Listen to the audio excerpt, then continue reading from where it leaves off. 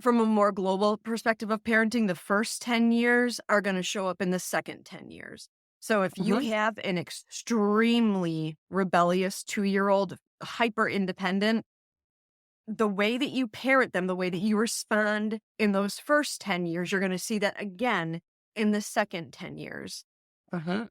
So be mindful in those first 10 years because it's a foreshadowing of things to come. Hey, Mama. Welcome to the Everwell Mama podcast, the place where we explore simple, sustainable self-care and wellness strategies to help you feel your best while managing your busy life.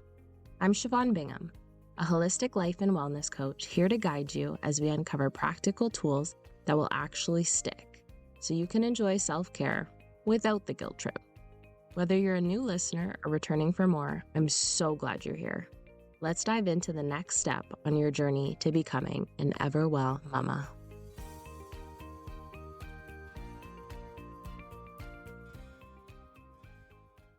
Hello, Heather. How are you today? I'm fantastic, Siobhan. How are you? I'm good, thank you. So, tell me a little bit about who you are and why you're here. I am, first and foremost, since we're talking about teenagers today, I'm a mom of 3 teenagers. I have an 18-year-old and 16-year-old identical twin sons.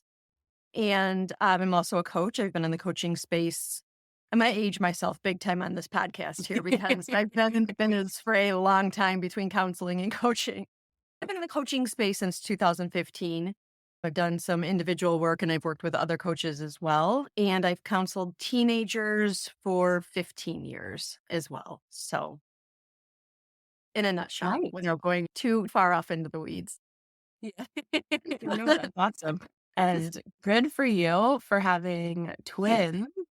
That It's exciting. is, It's fun.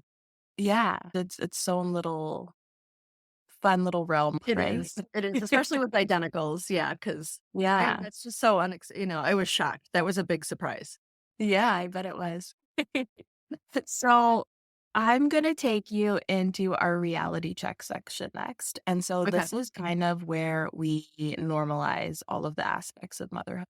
Mm-hmm. So going back to 18 years ago when you first became a mom Mm-hmm. and thinking about adolescence now, is there anything that was kind of a surprise to you or anything that you really wish you had done or could say to your past self then in order to make those teen years a little easier now? I mean, I think with teenagers, like because I counseled that population for so long, that's the time I felt most prepared for. It's the first Nice. 10 years and the toddler years were the hardest for me Yeah. because that's a whole different ballgame. Mm. But what I will say is that you can't counsel your own kids. It's not, you know what I mean? Because they see you as different no matter what. They don't care the degrees and the time that I've spent in the field. They're my Yeah. children and I'm their mom. Mhm. So with your own kids, if you have that kind of experience and that kind of expertise, you can't come at them as a counselor. You're always going to be their mom. You're not going to be their best friend. And so even though I had a lot of head knowledge, when it's your own child, you have to be able to separate your own emotions. I was an extremely rebellious child, very I was hell on wheels when I was a teenager. And so my goal was always to protect my kids from, as every parent, we want to protect our kids from our mistakes. Mhm. You don't know how your child is going to respond to that. My Yeah. daughter figured me out very early on. She's a brilliant genius, and nobody talks about how hard it is to parent a very, very smart child.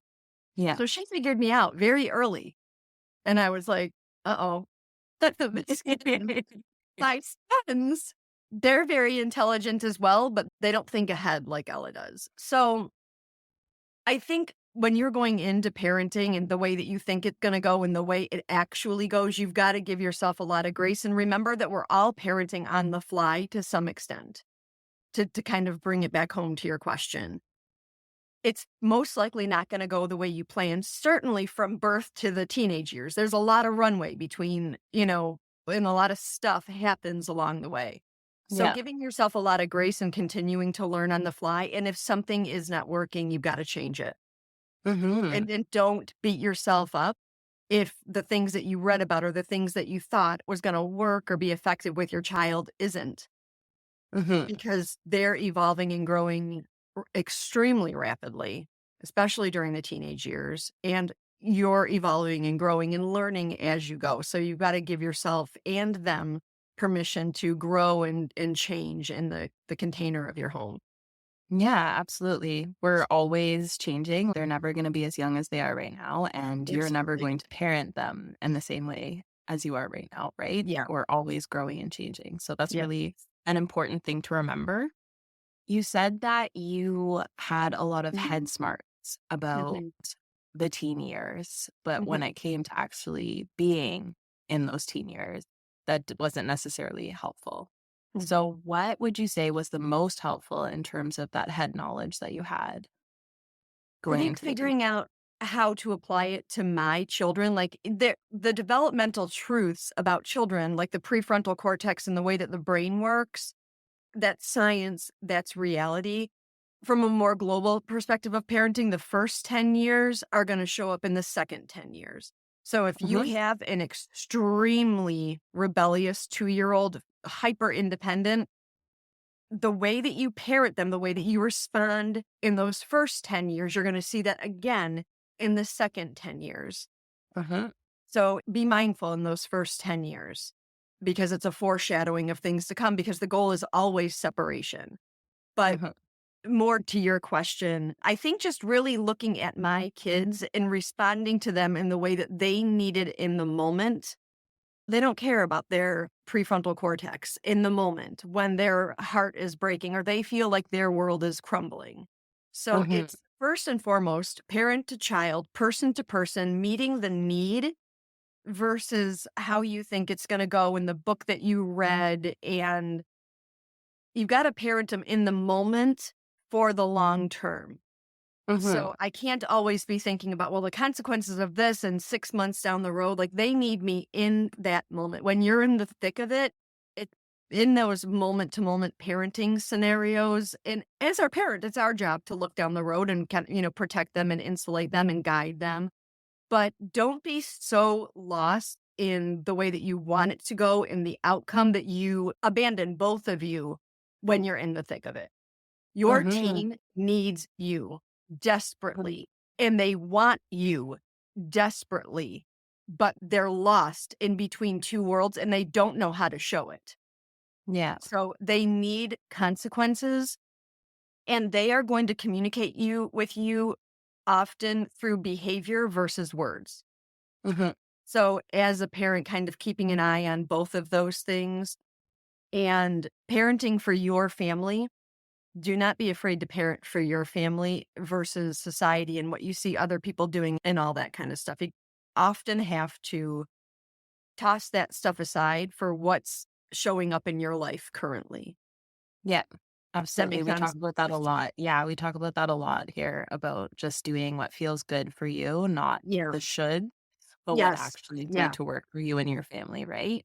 Yeah. And I think that what you said is really powerful because I think it doesn't just apply to the teen years as well, right? Mhm. Like whether they're Mhm. 2 or they're 16, Yeah. they're gonna have behaviors that Yep. you're gonna have to respond to and not Yeah. react to, right? To Yeah. be able to give them your best self and to be the best parent that you can be for them. Yeah. Absolutely. And the good thing in the early years, they're cueing you how they respond to their developmental goals of separation. So in the early years, if you can watch how they handle those separation milestones, that will help you in the teen years.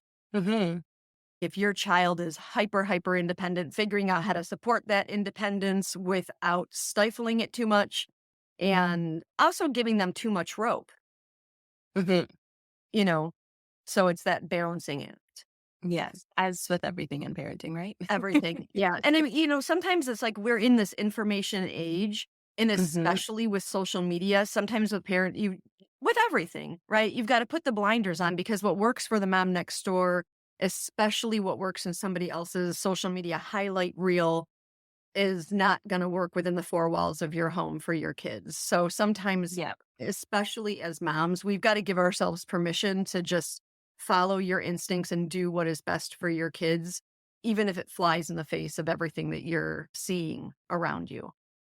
Yeah, and I think that works too with the same scenario happening on different days or different times of the day too, right? Absolutely. Oh, yeah. You're always gonna be changing up how things happen and what you need to respond to. So whether Mhm. it's first thing in the morning or late at night, the situation could be the exact same, but how you respond to it could look very different.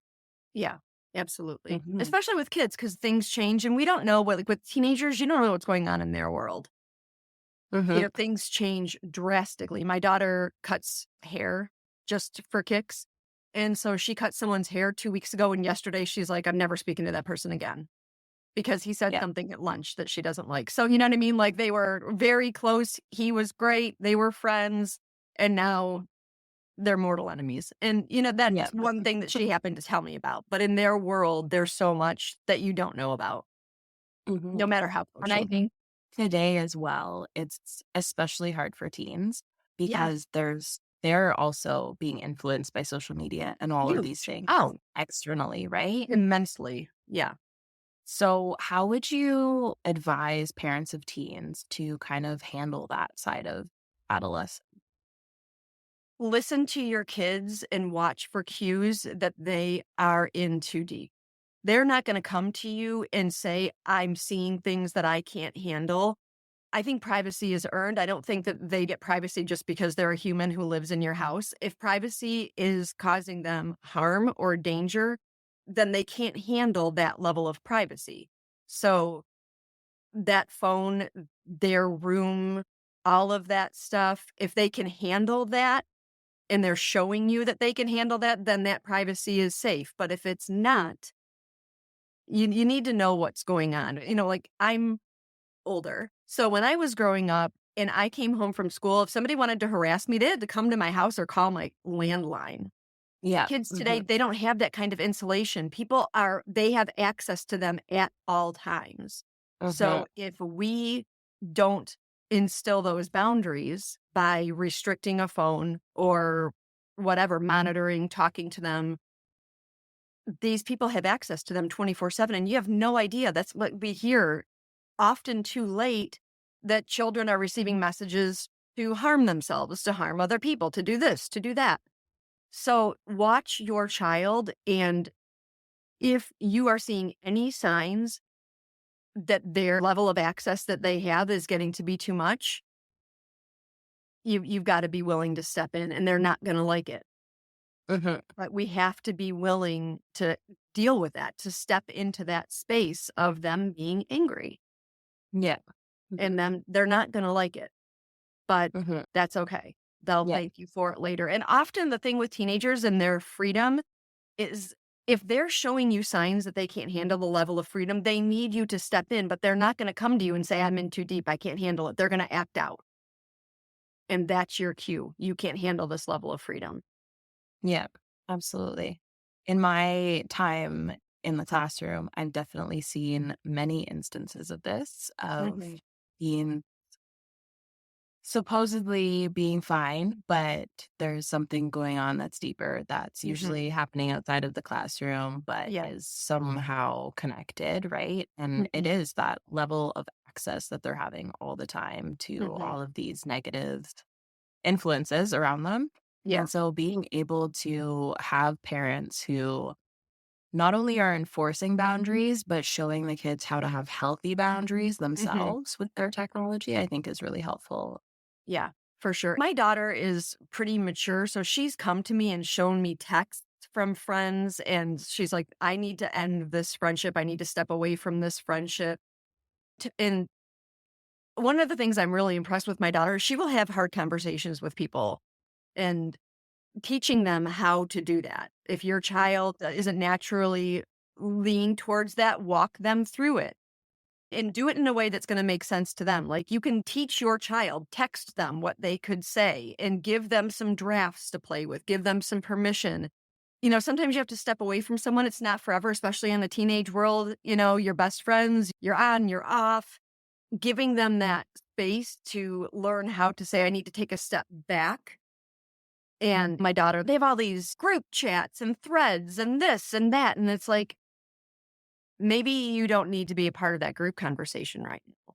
If this Yeah. is what they're all talking about, and just giving them the permission to exit scenarios and conversations and things like text threads, like block it, mute it. It's not working for you. And teaching them how to, that's the good thing about all this social media stuff is you can silence all of it. You just have to get comfortable. For a lot of us, we've got to develop that habit and give ourselves permission, especially if you have a child who tends to be on the more empathetic side, or the more sensitive side, or is the rescuer of their group. Okay. Somebody asked, because my background is big into social work, so I've done a ton of trauma work. And somebody asked my daughter, she's 18 years old, somebody asked her, does a savior complex run in your family? Because Ella's going into psychology. Oh, that's Ella. She is the little fixer of her group. You know what I Yeah. mean? So it's Mhm. wild. And so she has, fortunately, she's got pretty good communication skills, but she's also extremely sensitive. Mhm. So her navigating this world where she wants to fix everything, but she's like taking all these emotional hits. We've all got to learn, but especially in a teenage world when your brain is developing as fast as it is and you're in this ecosystem of a high school, that's a whole nother world. Absolutely. And I think that the aspect of temperament is very important as well, right? Yes. Because some kids, Yes. that's just going to roll right off their back. They're going to be able to do Absolutely. mute and block Yeah. all of the things very easily. And Mhm. others will feel guilty or feel like they Yep. can't do what, right? Yeah. I Yeah. really like your idea of Huge. actually texting them what to Mhm. text, because then that Mhm. takes all of the stress off of them, right? Yeah. They're able to Yeah. just copy and paste it if they want to, Yeah. or they can just tweak it Edit. forward. Yep. Exactly. Yeah, so that's a really great idea Mhm. for all parents of teens, and Yeah. being Good. able to show them how to properly do it. Mhm. Yeah. And using do not disturb and all that kind of stuff. Yeah, absolutely. I use time limit on my phone, and I have found that it's very helpful for me. It Ooh, just, like, cuts off all the apps does it at really? specific Okay. times. Yeah. So you Oh, can choose which ones you want to keep on or not, yeah. and then it just all of the notifications don't come in until Mhm. you're out of the time limit again, which is really helpful for being I able need to I need like, that "Nope, for this is myself. the time that I said I'm not supposed to be on my phone." So, that could be helpful for not just the kids, but the parents. Yes. Yeah, I know, 'cause we're accessible all the time too, Yeah. in Mhm. this modern, yeah, absolutely. Yeah, especially as working parents, right? We're Mhm. often very busy, not Yeah. just during our workday, but outside of the workday. So just being able to kind of have that boundary ourselves between what is work or what is business, Mhm. is home and family, and Yeah, how to be that present parent that you want to be. It's yeah, helpful to kind of make those boundaries for yourself yeah, as well. absolutely. And especially both being in the coaching space because we don't have a 9 to 5 clock in, clock out kind of job. So Mhm. it's very important for nurses and teachers and all that because people think teachers are available 24/7. Yeah. What Yeah. do you mean? You're home with your own family? Yeah. Absolutely. Well, it's like the kids that see their teacher at the store or something, right? Oh They're like, my "You gosh, can't live with this." yes. What? Oh, I saw one of my counseling kids at the drugstore once, and it was so bizarre. Yeah, it's a mind-boggling thing, but it can be for parents too. So, what would you say are some of the biggest changes that you've kind of facilitated, either for the kids that you've counseled or your own kids or any other parents of teens? Mhm. I think with teenagers, it's giving them the tools to make conscious decisions, and with parents, understanding that if your child is acting out, that's them. It is the equivalent of them coming to you, sitting you down, and saying, I cannot handle the level of freedom that I have. I'm in too deep. And you can see I'm in too deep because I broke curfew last week. I, smoked pot with my friends and X, Y, and Z. Your child is not going to come to you almost never and say that. So it's responding to their behavior and stepping in for them and being that covering for them. Teenagers want their parents to talk to them. They want them to be involved, and they do want your time and attention. A million years ago, I heard kids spell love time, time. Mhm. They want your time. And as a teenager, they're often not going to act like it. But the biggest thing with kids when I was counseling them, I almost never, especially with boys, sat down and talked to them face to face.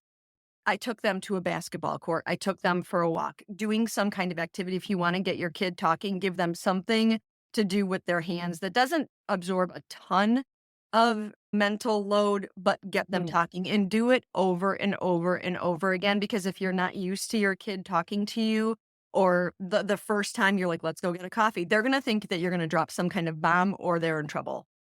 Take them for a coffee, or a shake or a whatever it is that they like, and get it on repeat. The Mhm. more that you're exposing them to opportunities to talk to you, the more they'll start talking to you. But in the beginning, they might be like, what's wrong? Am I in Yeah. trouble? Why are we doing Mhm. this? Or if there's something that they're not sure that they want to disclose, they're going to button up for that one time. But if it's on repeat, that will help to foster that trust.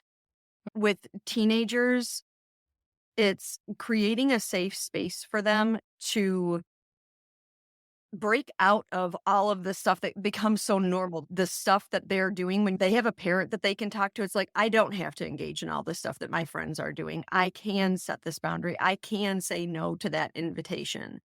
So I think that they need that space. With my kids, I did a diversion and intervention program that was like, it was supposed to be 12 weeks long. But what often happened, in order to move through the 12 weeks, they had to accomplish certain things. And so they would come in, and a lot of times these were kids who had gotten in trouble, and they would sit down and they would look at me and say, I'm not telling you anything. Yeah. And I was like, okay. And then I just pulled out my pack of paperwork and said, since you're not going to talk, let's just fill out this paperwork.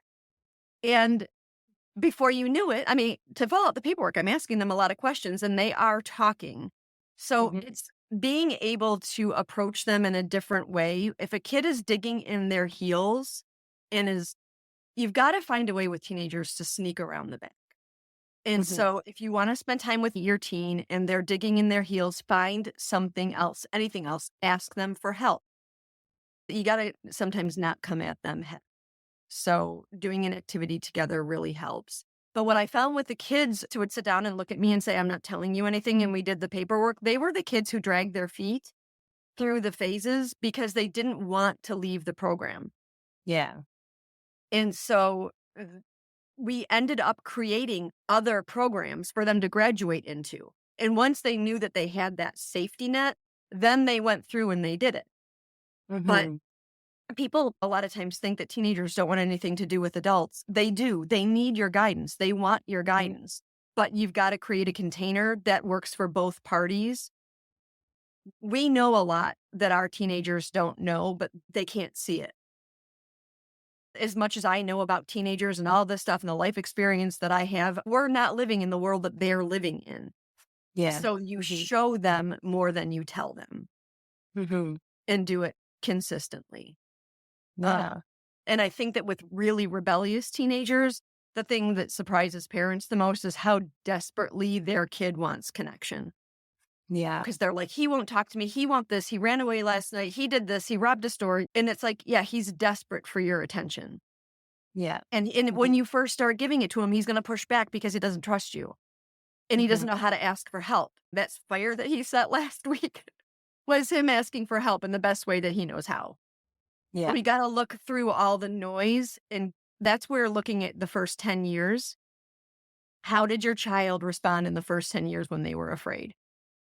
Mhm. What did they do? Were they explosive? Did they isolate? Did they go to certain items for comfort? What did they do? Because you're going to get a bigger version of that, most likely in the second 10 years of life. Yeah. Absolutely. Hey, Mama. Do you feel like you're running on empty, just trying to keep up with the day to day? I totally get it. Finding time for yourself can feel impossible. That's exactly why I created guilt free energy hacks for working moms who are tired of being tired. A free, quick access PDF filled with simple ideas to help you recharge without the guilt.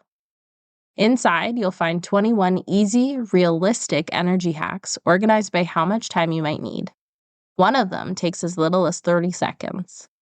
Whether you're at home, at work, or on the go, these strategies fit into your day so you can feel more energized and ready to tackle whatever gets thrown at you next. So if you're ready for a little more you time without sacrificing everything else, head down to the show notes to try them out for free. You deserve it, and I promise your energy will thank you. So, and you said that taking them out to do something, spending that one-on-one time with them, Mhm. how do you manage that? Like, how do you find the time to do that with your 3 different teens?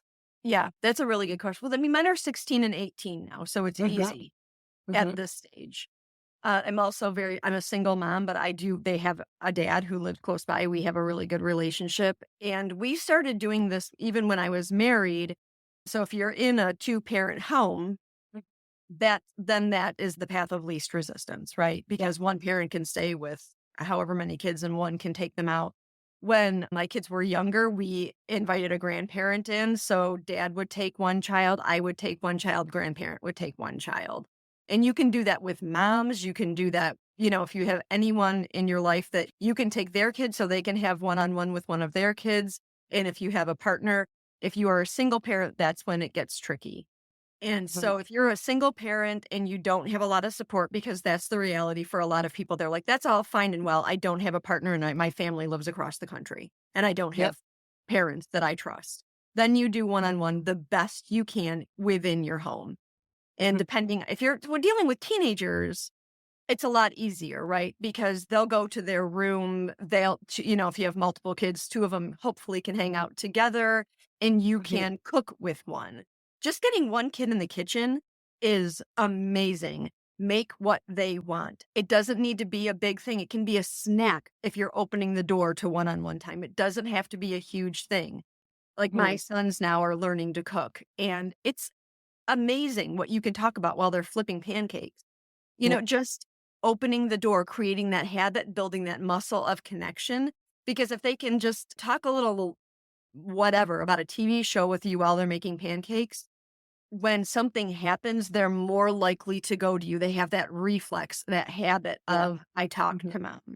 Because with Mhm. teenagers, if the stuff hits the fan, you want them to talk to you. Mhm. With teenagers, you have the bad idea generators and then you have the followers, right? And that's a huge generalization, but Mm. in broad brushstrokes, you have the people who are like, well, let's go do this. And then you have some kids who are going to be like, no, I'm not going to generate bad ideas and I'm not going to follow bad ideas. And then you have kids who are going to follow. And Mhm. I think knowing where your child is on that continuum and Mm. building the muscles that they need to either, if they're bad idea generators because they are rebellious or because they think it'll be fun or they're risk takers, it's like, how can you do that in a way that is safe and responsible?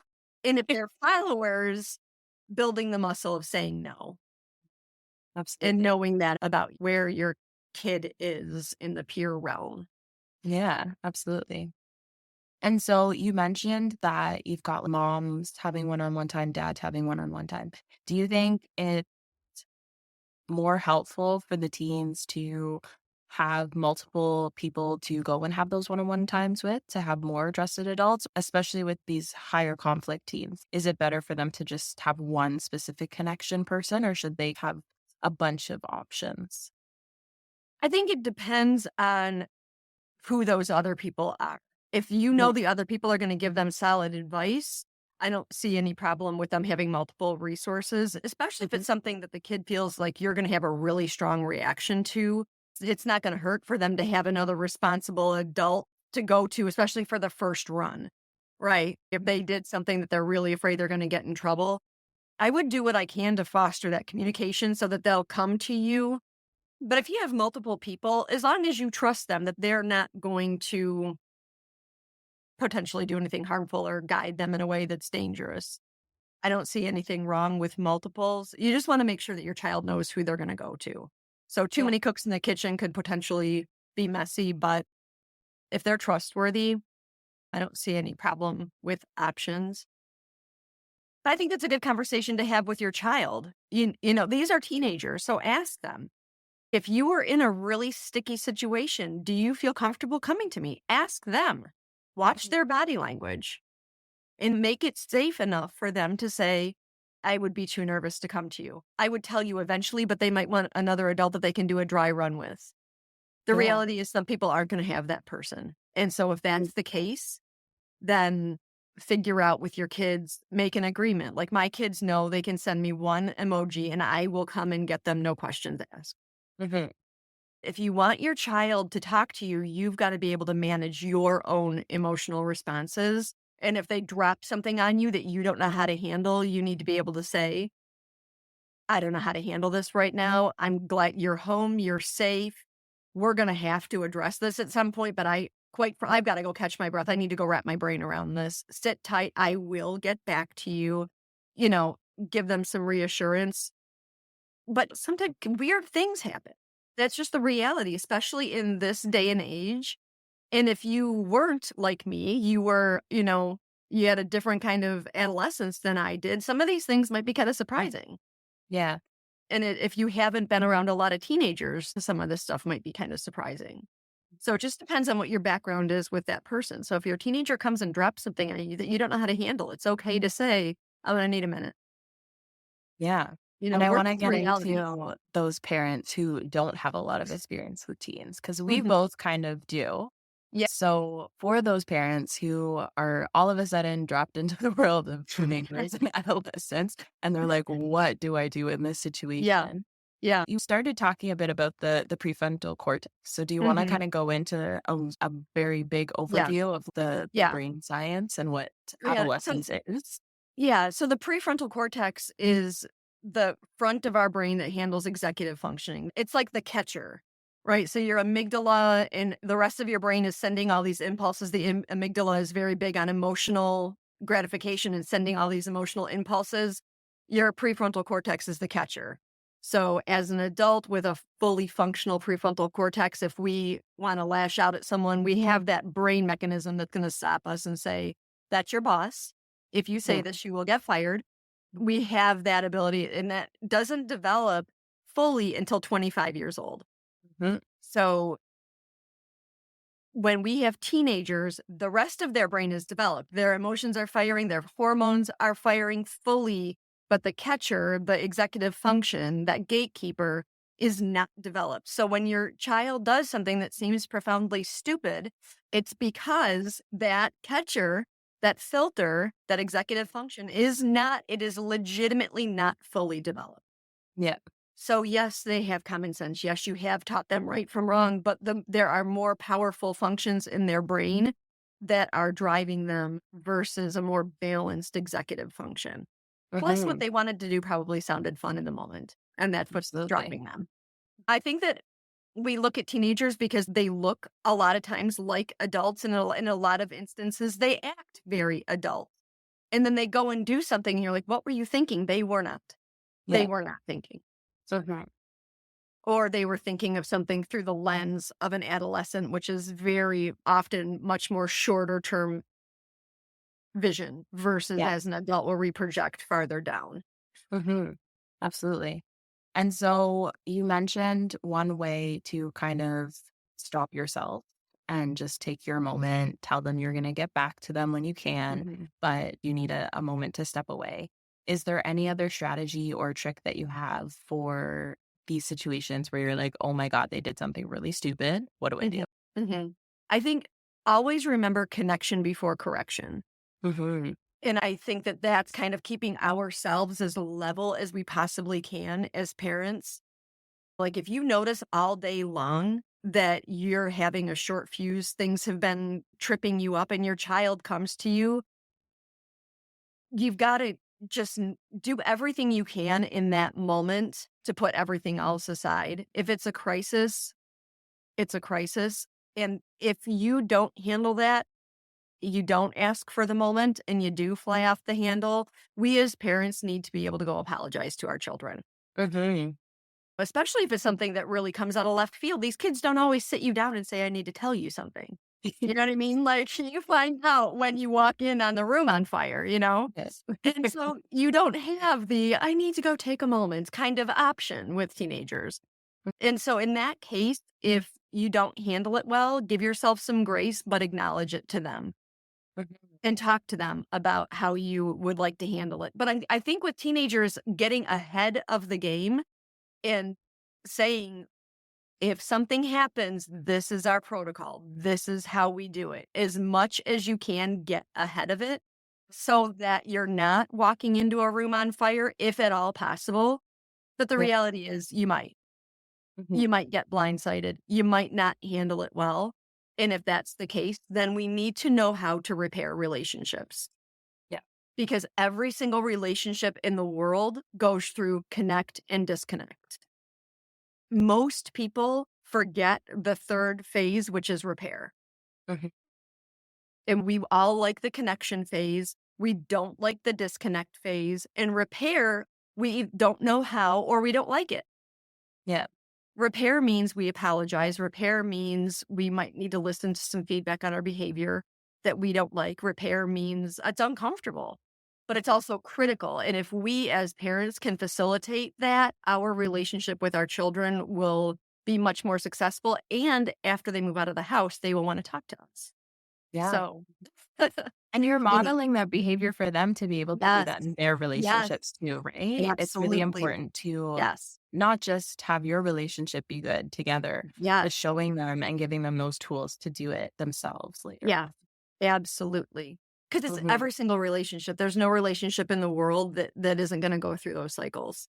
It happens because we're all fallible people, and Yep. we all We're screw all up at human. some point. Yeah. Mhm. So Exactly.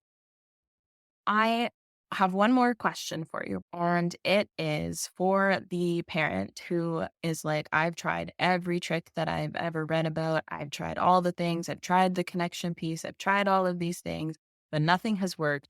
My teen still won't talk to me. They're still having all of these big responses all the time. What would be your number one trick or tool for them? Mhm. I think getting really honest about where the problem started, because when you have a teenager and things have blown up, it didn't just start. So we as parents have to look back and say, all right, what was it like in the first 10 years? What has this child really truly what has this child experienced? Because kids don't usually get incredibly explosive without something to explode over. Hmm. So we as parents, it we're not perfect people. So going to where did this really truly start? And what do I need to do to reconcile that? Obviously, we can't change the past, but did something happen in the course of your child's life that was really hurtful to them? And has it actually been addressed? Hmm. You may have thrown some stuff at it to try and like smooth over the explosive behavior or the acting out, Hmm. but have you addressed whatever it is that is causing it? Do you know what the cause is? And Yeah. that could be something behavioral, that could be something environmental, it could be one specific incident that hasn't ever been talked about. A lot of people put their kid in therapy without being able to effectively vet the therapist. Therapy can be a great tool, but there are a lot of really bad therapists out there. And especially I'm in the United States with insurance, there's so much pressure to give people a diagnosis. Therapeutic hours are getting shorter and shorter, and the therapists have so much more that they have to do on the insurance end of things. People are burnt out and they're overwhelmed. If your Yeah. child is seeing a therapist and nothing is changing, do not stay with that therapist. Hmm. And if your child is seeing a therapist and your therapist doesn't have a plan, do not stay with that therapist. Talk therapy can be effective, but other times all it does is reinforce a traumatic event, especially if that kid has been given a label. You're depressed, you're anxious, you're this, you're that. The more we pour on that identity, the bigger it gets. So back up and look at where did this start and what is the problem, and sit down with your kid and talk to them. And as parents, it's up to us to guide them through whatever is going on. So if they're really explosive, there's a disconnect somewhere. So I think knowing what the problem is, ruling out, is there something going on from a psychological standpoint, an impulse? You know what I mean? Is it a medical thing or is it behavioral? If it's exclusively behavioral, that is much easier to address. Yeah. Mhm. But you're probably going to have to do some backtracking. It's probably going to be messy for a while because the pattern has exacerbated to this point. Your child didn't go, most likely, from calm and collected to highly explosive. Yeah. It built over time without somebody stepping in, capping it, and recorrecting it and redirecting it. So I think finding somebody as a parent, you've got to have somebody in your corner who's going to support you and guide you and help you. And if it's not a therapist, look for a coach. This is where coaches are awesome because we as coaches are able to be more directive. We're not going to diagnose your child. We're not mental health professionals. We are coaches, which means we are there in your corner to guide, to coach you. If you're getting some wins, we're going to help you get more wins. If you've been fumbling the ball, we're going to help you figure out why you're fumbling so much and stop it. Mhm. So getting the right professional on board, getting the right support on board is huge. Yeah, absolutely. But ask your child, Mhm. what is going on? You're making a series of really bad decisions. What is going on? They are telling you behaviorally, I am not okay. And so responding to that behavior, like, listen, you're not okay. You're explosive. This is what I have to do in order to keep you safe until we get this corrected, whether it's limiting screen time, limiting activities, changing their nutrition, caffeine, sugar, food dyes. Huge, huge, huge, huge. But letting them know that even when they're acting out, you are in their corner because their behavior really pushes you away, right? Because it's hard and you don't know how to deal with it. And it's not, you know what I mean? It's very, not repulsive as it makes you sick, but it's a repulsive behavior that pushes people away. Yeah. And so Mhm. they're insulating somehow. Mhm. And it's usually goes back to something that has not been addressed. And as Yeah. parents, a lot of times that's some kind of action on our part, whether we knew it or not. It could be big, could be little, could be divorce, could be anything.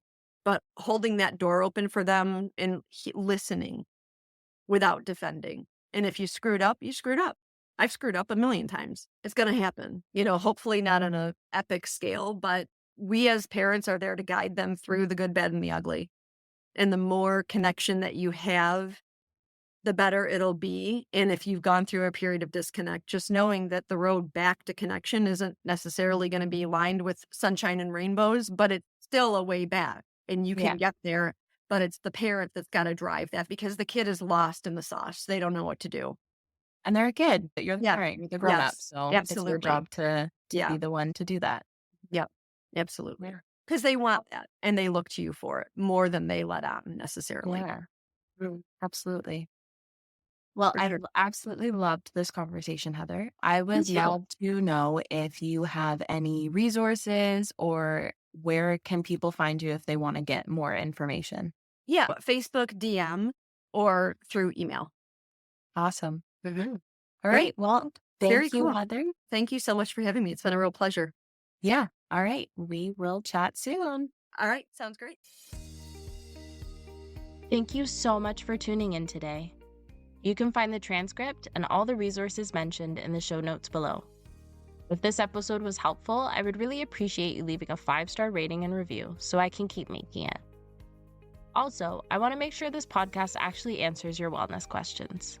If you've got a specific question about how to implement more wellness into your already filled day, send me a DM on Instagram at EverwellCoaching so I can share resources or create a future episode just for you. Stay tuned for our next episode, and until then, remember to take a moment each day to do something that fills your cup, Mama.